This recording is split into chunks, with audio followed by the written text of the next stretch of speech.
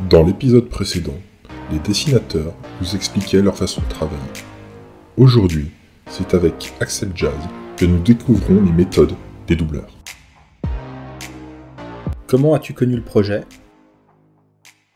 Alors en fait, j'ai connu BD grâce à une amie que j'avais sur un réseau social d'écriture, lecture qui m'a dit attends, j'ai vu un message sur le webtoon Midnight Poppyland, une espèce d'audition où ils disent qu'ils veulent faire une version audio, et elle m'a dit, comme elle savait que j'étais comédienne et que j'avais fait du doublage, va voir, moi je ne sais pas, j'ai aucune responsabilité, fais attention, mais va voir.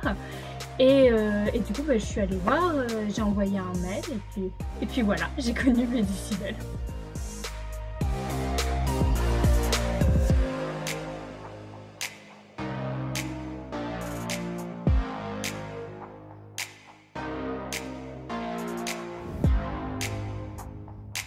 Tu es la narratrice. Comment ça se passe pour tes textes ? Est-ce toi qui les crées ? Est-ce que tu utilises le webtoon ?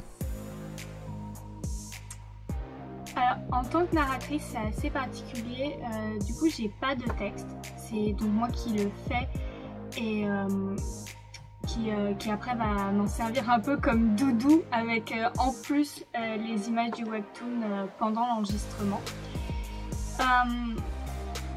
Le processus, sinon, c'est qu'en fait, pour l'écriture, c'est je vais sur le webtoon, je regarde beaucoup les images, les actions prioritaires, je les note, puis en fait, je revérifie en regardant ce que eux disent. Et par exemple, quand ils sont dans un gros monologue, je vais essayer de raccourcir les explications pour pas les couper, quitte à les dire après ou même avant. Faut pas non plus que je répète si elle parle d'un mur blanc, dire elle se met contre un mur, donc c'est tout à fait inutile.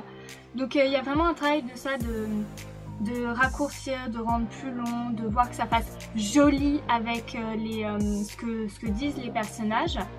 Et puis j'ai un trou de ce que je voulais dire.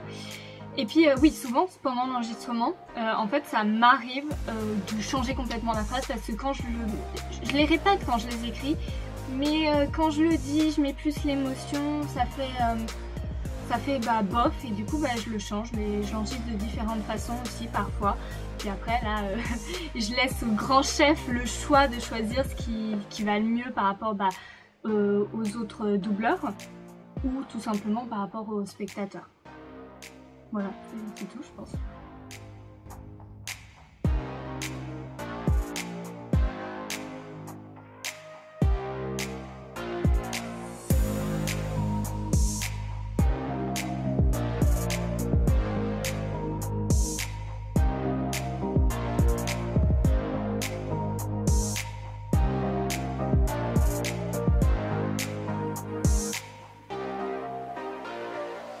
Concernant les enregistrements, vous les faites à distance ? Avez-vous des contraintes matérielles ? Alors les enregistrements sont effectivement à distance, on les fait chacun chez soi. Oula, j'ai trop doublé, je suis fatiguée. Donc on les fait chacun chez soi, et puis après il y a la magie du montage. Et ce qui est plutôt, il y a des inconvénients dans le sens que du coup, on ne sait pas du tout ce que vont faire les autres, on le découvre avec tous les auditeurs. Mais ça nous permet aussi de le faire quand on veut, de gérer quand on veut, de doubler notre partie. Et c'est plutôt pas mal parce qu'on a aussi des doubleurs de partout. Je veux dire, je crois qu'il y en a un peu étalé un peu partout dans la France, mais je crois qu'il y en a une qui n'est même pas en France, et c'est vraiment génial de du coup pas se cantonner à juste une région. Et voilà.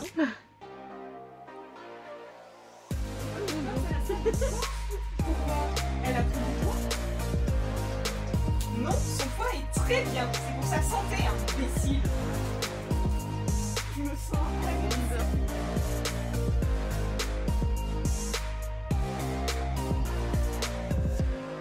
Est-ce que c'est difficile de doubler une BD ? Et ça prend combien de temps pour faire le doublage d'un personnage sur un épisode? non, pour moi, c'est pas facile de doubler, que ce soit d'ailleurs une BD ou autre chose. C'est pas quelque chose qui se fait comme ça, en tout cas pour moi personnellement. Mais ça en reste pas moi, genre, moi je m'éclate à doubler par exemple. C'est pas parce que c'est difficile que c'est pas amusant. Sinon, au niveau du temps, franchement, moi déjà, je le fais en 2 fois. Du coup, c'est coupé en 2, voire parfois plus.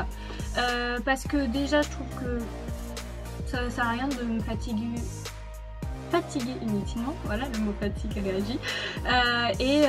Surtout, il y a plus de spontanéité et on ne perd pas l'amusement à faire juste ce qu'il faut. Dès que je sens que je suis un peu fatiguée, bah, j'arrête. Et je trouve ça très important, je mets un point d'honneur sur ça. Après, voilà, je pourrais pas donner d'heure précise que je mets, ça dépend vraiment de si j'arrive à rentrer dans la scène ou pas. Il y a des fois, genre, je rentre direct, c'est bon, j'enchaîne et youhou. Et parfois, bah, j'arrive pas à rentrer. Parfois, ça peut même être une phrase où j'arrive pas à rentrer. Du coup, en plus, en étant perfectionniste, je m'entête là quelques heures dans la ville de Narin, par exemple. Une phrase où je me suis vraiment entêtée. Et du coup, bah, je me retrouve à la refaire jusqu'à parfois même me dire bon, on va dire que ça passe, tant pis pour la perfection. Et voilà. Quelques heures plus tôt, dans la ville de Narin.